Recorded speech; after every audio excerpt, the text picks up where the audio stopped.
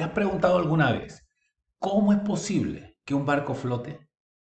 Estamos hablando de un barco de metal, un barco de acero, que pesa toneladas, ¿verdad? Y sabes que tiene un peso que jala el barco hacia abajo y sin embargo el barco no se hunde. ¿Cómo es esto posible? Hoy vamos a hablar de la física de la flotación. Y esto tiene que ver con las fuerzas. Tiene que ver, sabemos que hay una fuerza que jala esto hacia abajo. Y sabemos que la segunda ley de Newton nos dice que en el momento en que tú tengas una fuerza que no está equilibrada, vas a tener una aceleración. Si esta fuera la única fuerza, si Fg, el peso, fuera nuestra fuerza neta, tendríamos aceleración. Pero el barco no se hunde, no. El barco se mantiene a flote. Es como si alguien estuviese empujando hacia arriba, ¿verdad? Tiene que haber algo, una fuerza misteriosa, invisible, que empuje el bote hacia arriba. Aquí está la fuerza. Y te preguntarás tal vez, ¿quién ejerce esa fuerza? ¿De dónde salió? ¿Quién empuja? Debajo del bote no hay nadie. La respuesta, adivina qué, la respuesta tiene que ver con las propiedades del fluido. Considera, por ejemplo, un punto en la superficie. Vamos a poner aquí y con una presión P1. A la misma profundidad que el fondo del bote, vamos a poner un punto P2. ¿Cómo son las presiones P1 y P2? No son iguales. No, porque conforme aumenta la profundidad en un fluido, la presión aumenta, así que P2 será mayor que P1. Y recuerda que la presión no es más que fuerza sobre área. Hay una fuerza que es mayor a esta profundidad que en la superficie. Así que lo que vamos a decir aquí es que cuando tenemos esa diferencia de presiones, en realidad tenemos una fuerza que está descompensada, una fuerza que es mayor que la otra, y esa fuerza la vamos a llamar fuerza boyante. Es una fuerza que empuja hacia arriba, ¿verdad? Por eso se le llama boyante, como el efecto de las boyas. Aquí está, la pusimos aquí. Vamos a ponerle su nombre, fuerza boyante. Y esa fuerza se tiene que, bueno, acá vamos a poner en la etiqueta el peso.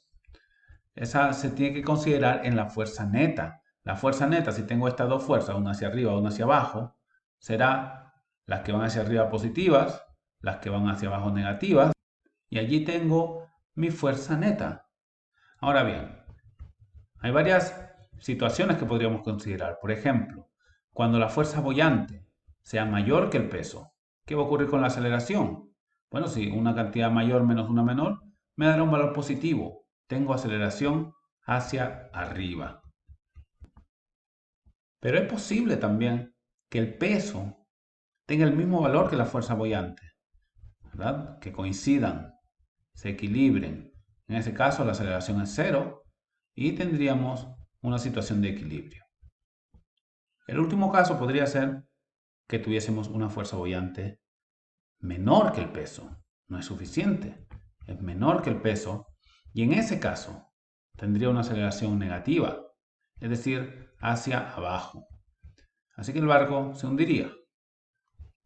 Esta fuerza boyante, que actúa en los objetos parcial o totalmente sumergidos y los empuja hacia arriba, entonces produce un efecto interesante, produce una aparente pérdida de peso. Uno se siente más liviano dentro de un fluido.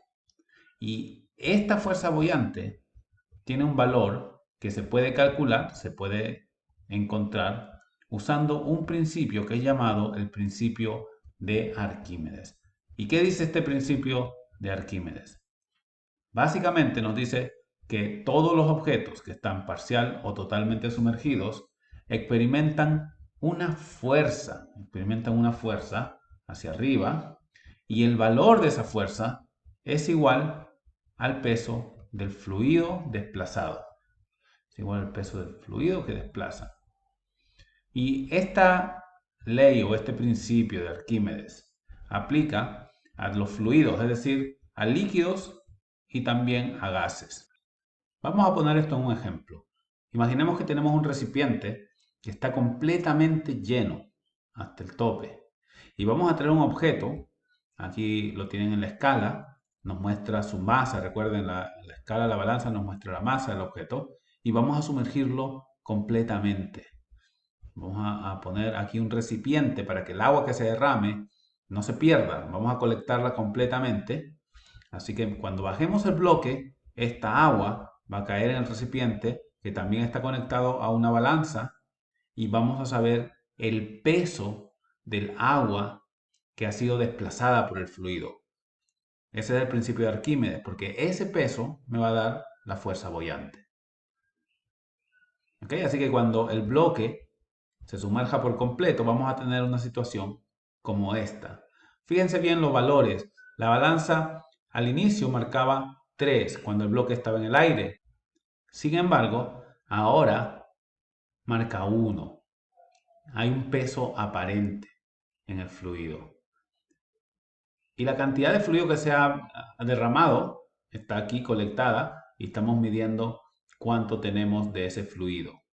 Así que, por un lado, tengo este valor, me da una idea del peso aparente del objeto una vez que está en el fluido. Y este otro valor me da una idea del peso del fluido que ha sido desplazado. Estamos midiéndolo. Y la razón por la que estamos midiendo es porque el principio de Arquímedes me dice que el peso del fluido desplazado es igual a ¿qué? Es igual a la fuerza boyante. ¿Ok? Así que, miren, en este caso hay que tener cuidado. Cuando digo peso aquí, ¿verdad? Recuerden que el valor que me da la escala, la balanza, es la masa. Cuando digo peso, lo estoy poniendo por ahora con comillas, tienen que tener en cuenta que hay que calcular la fuerza. El peso es una fuerza, la fuerza con que la gravedad jala al objeto. Si la masa es 3, multiplicas por 10, 30 newtons. El peso inicial era 30 newtons. Otro detalle importante que hay que señalar es que cuando el objeto está completamente sumergido, el volumen, cuando el objeto está completamente sumergido, el volumen del objeto y el volumen del fluido que desplaza son el mismo.